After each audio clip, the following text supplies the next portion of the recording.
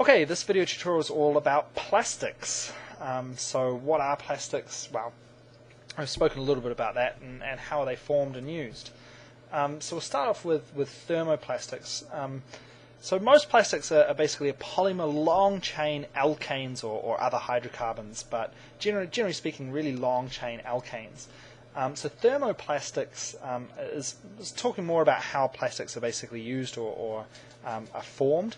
Thermoplastics, you can see here we've got what is a pellet, and that pellet we've tried to show a very basic diagram is made up of lots of long chain hydrocarbons. Now I haven't drawn the carbon and all the hydrogens, it just would be too complicated, but you can imagine each of these squiggly lines here is a long chain of carbon atoms surrounded by hydrogens, so long alkanes or other hydrocarbons.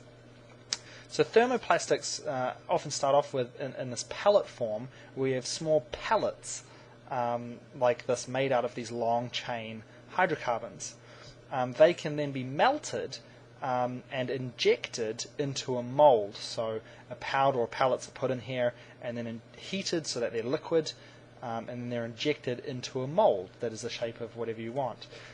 So when you heat the pellets, the reason they melt is you're breaking the intermolecular bonds, the bonds of the forces of attraction between each of these molecules. So each of these lines, each of the molecules stays intact, but the force of attraction kind of sticking them together is what breaks, or we overcome that force of attraction sticking them together. And that means that they can all start to slide past each other and it starts to form a liquid, and then that liquid can be injected. So here's probably a slightly nicer diagram. You can see here a chess piece that's been injected, so liquid plastic is injected into this mold, and you can often tell whether a plastic's been made through this process, so whether it's a thermoplastic and whether it's been produced by injection molding, because it will have a little bump somewhere. So look on the bottom of your shampoo bottle and you'll see there's a little bump where the plastic was injected into the mold. Sometimes you can even see there's a little bit of a seam, if it hasn't sort of been polished or sanded out, of where the mold actually sat sort of together. But where it's injected, this little bit here is often cut off, but there's often a little tiny bump left behind, or a little mark where you can see where it was injected. So thermoplastics are that. They're basically plastics that melt when heated. You're breaking those intermolecular bonds, and when they're cooled, I'll just go back to this one. When they're cooled, the intermolecular bond, the force of attraction between each of the molecules, these long molecules, makes them stick back together, and they're solid again. So they can be remelted is a key idea here. So another type of plastic, what we call thermosets, and these are basically thermosetting plastics. So thermoset is short for thermosetting. These are plastics that start off at room temperature as sort of more like a clay consistency or a gel or even a liquid. And that's because the molecules aren't long enough, so the force of attraction between them, the intermolecular bonds, aren't quite strong enough to keep them in a solid state at room temperature. So the molecules can sort of slide past each other. But when they're heated or when radiation is applied, so some of them, we call this process curing. So they're cured by radiation or heat. And the curing process, what that does is it induces, you can see here, covalent bonds between the molecules. So it's what we call these cross-links. The molecules become cross-linked together. So these cross-links basically mean that this becomes one giant molecule. So heat or radiation induces the formation of cross-links between these molecules, and that's when this becomes solid, because essentially the mass, the bunch of the stuff, becomes one giant molecule, so it suddenly becomes very solid. But one key difference between this and the thermoplastics is this is irreversible, this is permanent. Once you've induced these cross-links, it's permanent and it becomes one giant molecule. It's solid permanently. If you reheat it, the heat isn't going to be sufficient to break these strong, these are now intramolecular or covalent bonds. Even if you do heat it to temperatures high enough to break those, you're going to start breaking some of the others, and that's essentially when the whole thing's just going to burn. So you can't actually remelt them. These can be an advantage though, because it is an advantage sometimes to have something that's sort of a liquid and you heat it and it sets. So some fiberglass resins and things work this way. So essentially here what we have are molecules, and at various points, and it may be because there are double bonds in here or something, but some of the atoms in here have the potential to form covalent bonds, and when they get close enough and when a bit of heat or radiation is applied, a strong intramolecular bond forms, cross-linking the molecules together. So we call those cross-links. And once they've been cross-linked together, you essentially end up with one giant molecule that's then permanently going to be a solid. So those are thermoplastics. So essentially that's really it for the types of plastics. Real quick one there. I thought I'd talk quickly about some of the pros and cons of plastics as a material. So pros, I guess, are that plastics are a cheap, a durable, a lightweight material. And cheap and durable is probably the real significant ones there. It means we can make so many things, and very easy to mold as well, as we saw with the injection molding.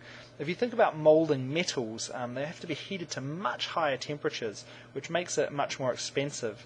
And they're also, metals will corrode, so tins and things or metals can rust or oxidize, whereas plastics are fairly inert, they're fairly unreactive. So that makes them quite durable. They don't react or decay away.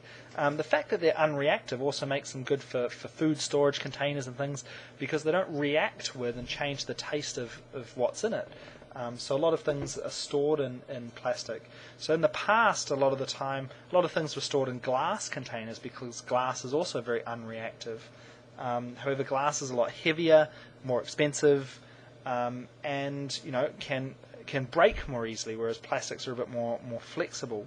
So cheap, durable, lightweight, easy to mold, unreactive. Some real pros. It can be transparent, which is another pro. Sometimes it's handy if you can see what's in a bottle, or you can use it in situations where you need glass, where you'd otherwise need glass. And in terms of in comparison with glass, it's going to be lighter weight. And in some ways, plastics are more durable, and at least they're not harder, but they don't fracture, they don't crack as easily. Some of the issues with plastics, though, is really the main issue is kind of their lifespan. They really don't degrade very easily. So when we throw out things that were made out of plastic, and they end up in a landfill, they will take hundreds and hundreds of years to break down. Whereas a lot of metals will rust or oxidize, they'll actually break down a lot quicker, for instance, or things that are made out of organic, living, I shouldn't say organic, in chemistry plastics are still technically an organic material, but made from living materials, so made from wood and things like that, will also obviously decay away a lot quicker. And this is a problem, landfills. If you dig up landfills, decades later, you still find them full of plastics. And plastics are floating around in the ocean, and they just float around for hundreds of years, for very long times. Another downside is that burning them, if you're going to try and get rid of them that way, they often release toxic gases or fumes, as well as lots of carbon dioxide. Some plastics can leach out chemicals, so you have to be very careful with what type of plastics are used to store food and things like that in them. And also some plastics will break down, or rather become brittle when exposed to UV light.